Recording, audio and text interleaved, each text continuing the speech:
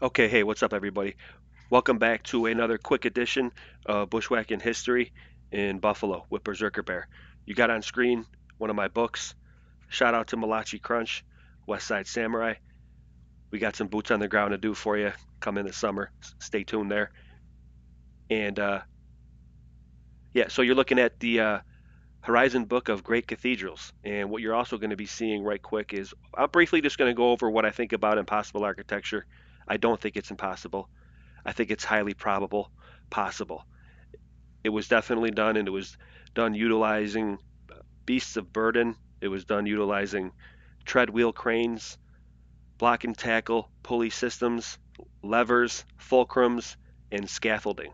Now, these are oxen that are on the Cathedral of Leon, and they are a testament to that. If you go to my YouTube channel, under my most recent community tab post, I showcase that.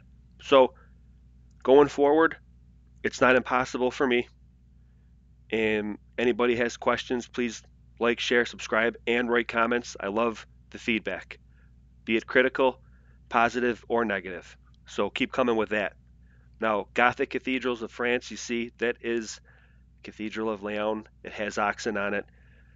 They did help with the construction, carrying heavy loads.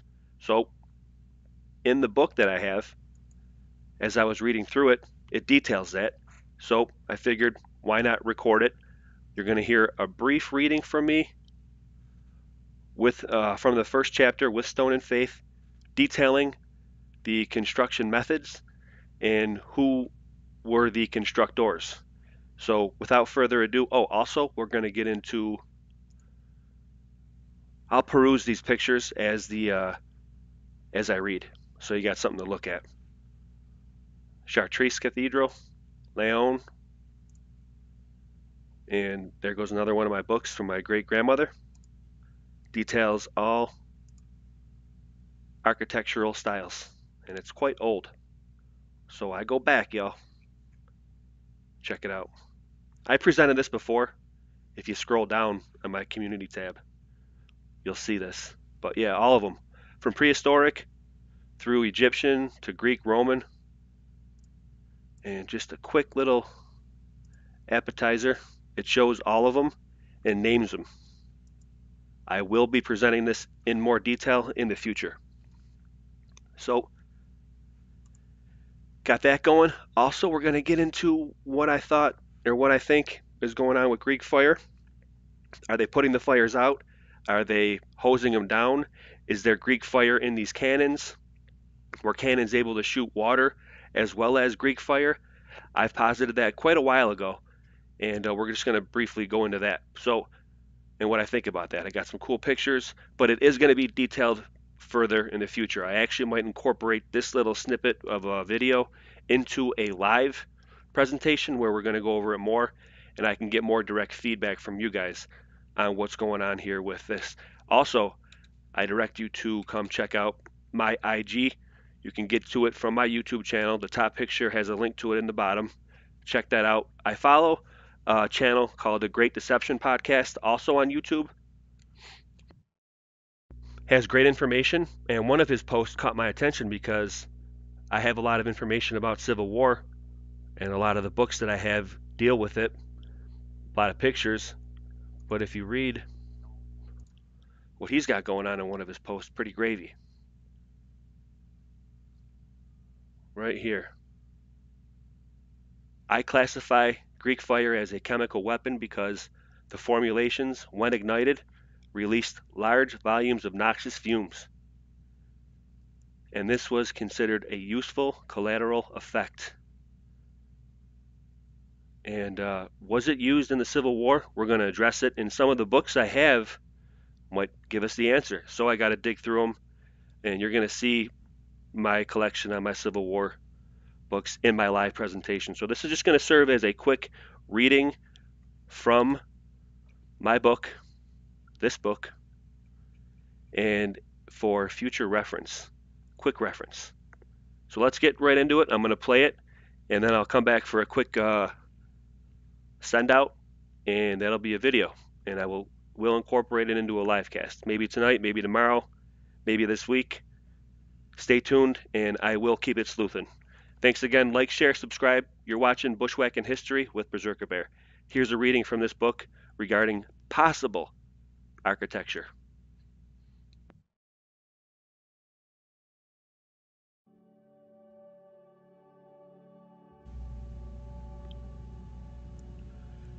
To finance the building of a cathedral was, it would seem, a challenge enough.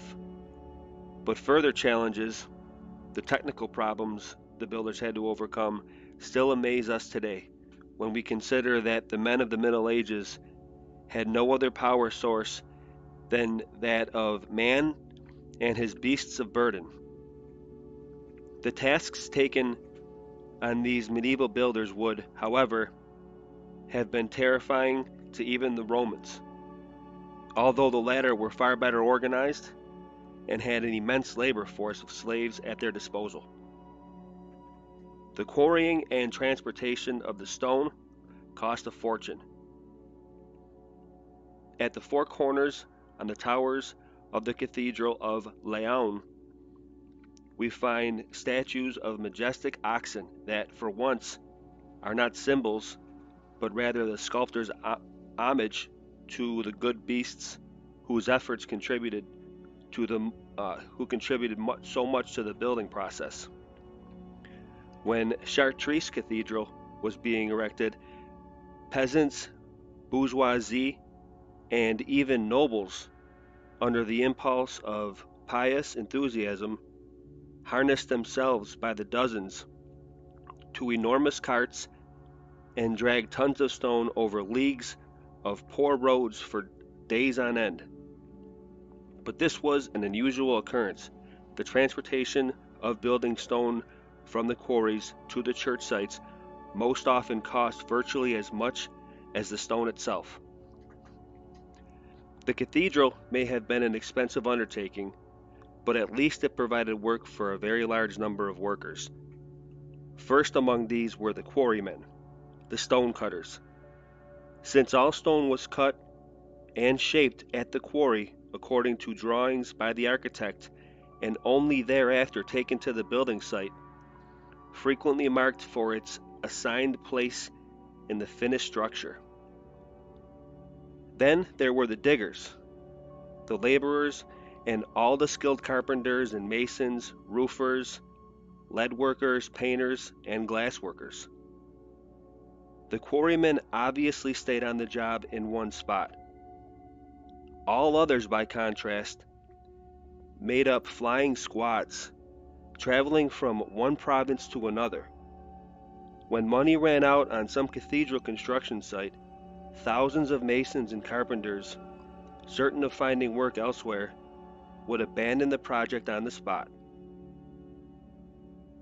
In the 12th, 13th, and 14th centuries, the travel to and fro of such workers between France, England, Spain, and the Germanic countries was ceaseless.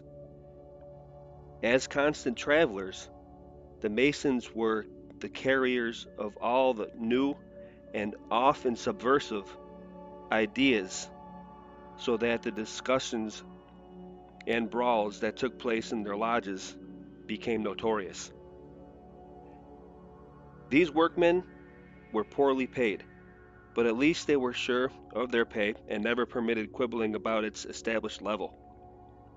If the building of the cathedral's population was often exploited by both the abusive collecting of money and the use of donations that could otherwise have relieved the poor, one cannot speak of exploitation of the workmen involved. Construction gave the livelihood to hundreds of thousands of men, who left for more profitable locations the day their pay stopped. The cathedrals were not built by slave labor. The basic building trade was that of the workers who specialized in the cutting and assembling of stone. Working closely with the masons were the men who compounded the mortar and positioned the stones. Construction also required great numbers of carpenters and timber workers, many of whom were skilled engineers as well. Since the whole project depended in large part on the perfection of the scaffoldings and the design, placement, and practicality of hand winches, pulleys, and leverage systems.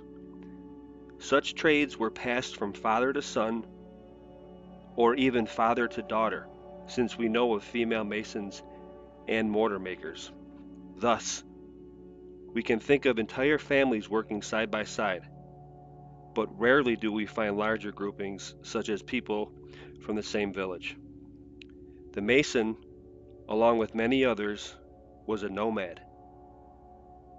Building workers, from the start, were recruited from among the rootless.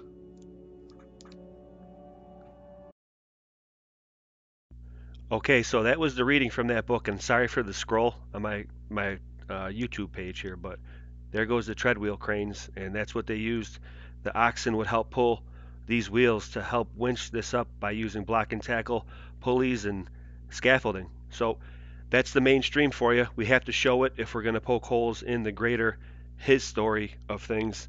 And going forward, I'm going to what I'd like to do is present another book that I have right quick, and we're going to use this to pull from. Okay.